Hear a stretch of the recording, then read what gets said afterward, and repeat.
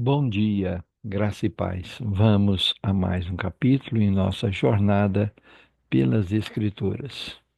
Nossa leitura no dia de hoje encontra-se no último capítulo do primeiro livro de Samuel, capítulo de número 31, que na nova versão Almeida atualizada diz assim: Os filisteus lutaram contra Israel, e os homens de Israel, fugindo da presença dos filisteus, caíram mortos no monte de Gilboa.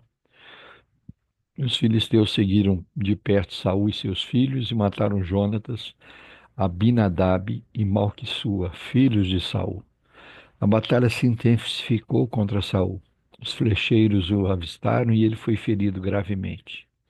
Então Saul disse ao seu escudeiro: Arranque a sua espada e atravesse-me com ela, para que não venham esses incircuncisos me atravessem com a espada e zombem de mim.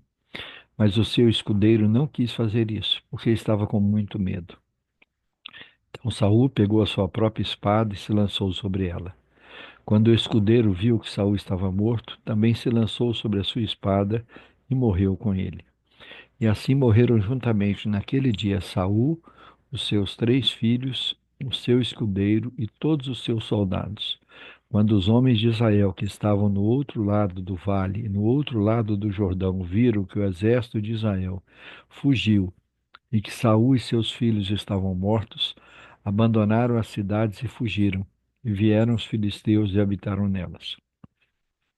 E aconteceu que no dia seguinte, quando os filisteus foram tirar os despojos dos mortos, encontraram Saul e seus filhos, seus 3 filhos caídos no monte Gilboa.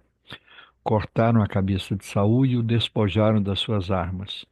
Enviaram mensageiros pela terra dos filisteus ao redor para levar as boas novas ao templo de seus ídolos e ao povo. Puseram as armas de Saul no templo de Astarote e o seu corpo afixaram na muralha de Bet-Sean. Quando os moradores de Jabes-Gileade ouviram o que os filisteus haviam feito com Saul, todos os homens valentes se levantaram, caminharam toda a noite, tiraram o corpo de Saul e os corpos de seus filhos da muralha de Bet-Sean e os levaram a Jabes, onde os queimaram. Depois pegaram os ossos deles e os sepultaram debaixo de um arvoredo em Jabes e jejuaram 7 dias. Aleluia, louvado seja o nome do Senhor nosso Deus por mais essa porção da sua palavra. Vamos orar? Pai querido, em nome do Senhor Jesus, nós iniciamos mais um dia, mais uma semana na tua presença. E o fazemos com muita gratidão no nosso coração e com muita alegria. Somos gratos ao Senhor pelo dom da vida.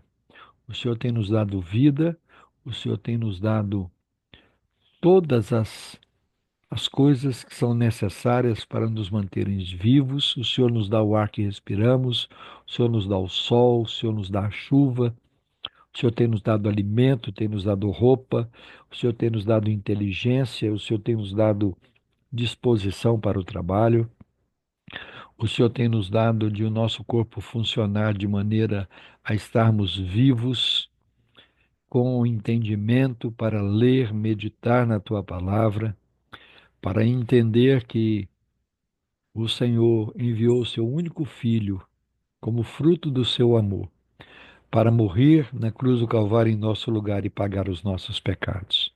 Muito obrigado, Senhor, pela salvação que temos em Cristo Jesus, pela vida eterna que temos em Cristo Jesus, pela esperança da ressurreição e de vivermos eternamente com o Senhor. Muito obrigado, Senhor, porque quanto mais o dia se aproxima, mais nós nos alegramos de saber que servimos a um Deus vivo, a um Deus soberano, a um Deus que nos ama, que cuida de nós e que perdoa os nossos pecados.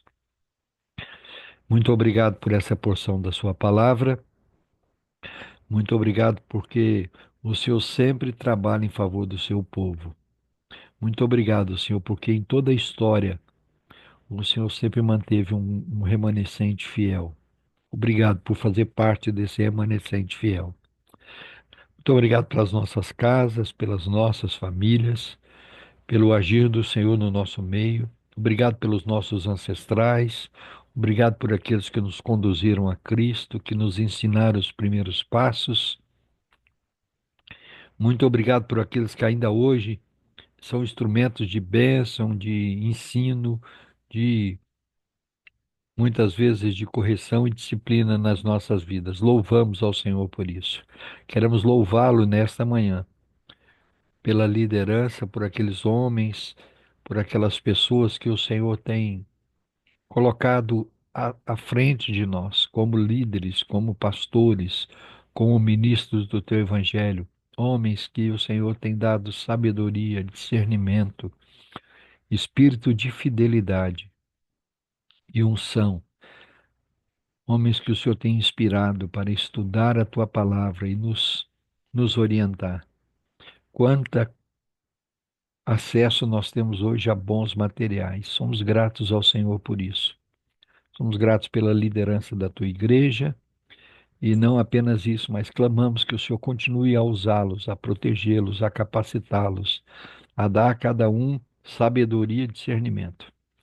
Somos gratos pela nossa casa, pela nossa família. Pedimos que o Senhor faça de cada um dos nossos lares um lugar de adoração ao Senhor, um lugar de culto, que o Senhor encontre total liberdade de agir e de operar no nosso meio.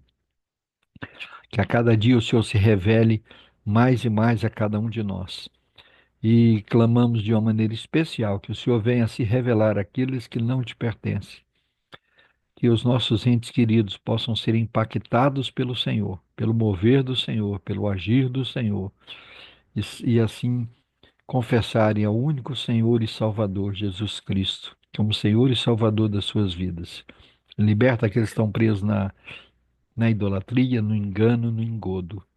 Clamamos também pelos nossos enfermos, para que o Senhor libere uma palavra de cura. Cremos que basta uma palavra do Senhor, basta um agir do Senhor, basta uma visita do Senhor, e eles serão completamente restaurados e curados. Que a tua boa mão seja estendida sobre eles, trazendo cura e restauração.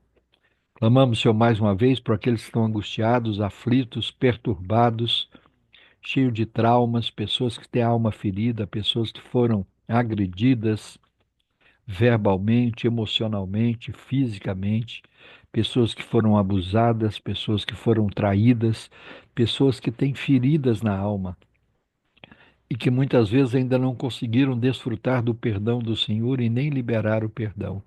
Que o Senhor as visite trazendo paz, trazendo cura para as feridas da alma, trazendo perdão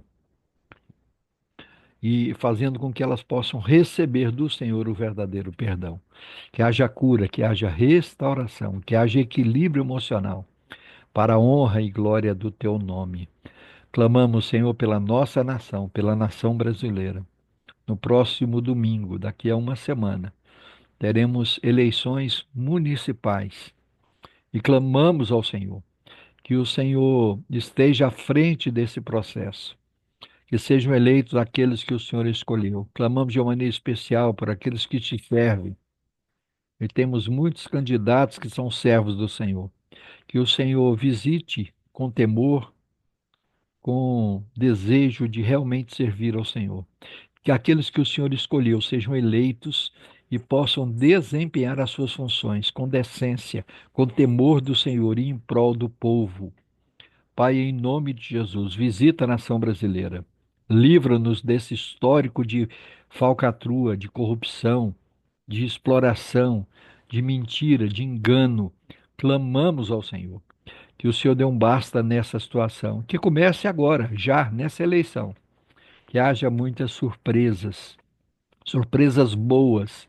Que homens e mulheres tementes ao Senhor, homens e mulheres que estejam realmente dispostos a servir o povo, sejam eleitos. E aqui aqueles, Senhor, que querem apenas destruir a família, destruir os valores judaicos cristãos, que o Senhor não permita que isso aconteça. Clamamos pela tua igreja para que haja renovo, vigor, um reavivamento, confissão de pecados, mudança de atitude, tudo isso para a honra e glória do teu nome. Nós oramos agradecidos no único nome pelo qual importa que sejamos salvos, o nome de Jesus Cristo de Nazaré, o nosso Senhor e Salvador, em nome de quem oramos. Amém. Deus nos abençoe em Cristo Jesus. Amanhã estaremos de volta com mais um capítulo em nossa jornada pelas Escrituras. Um grande abraço a todos.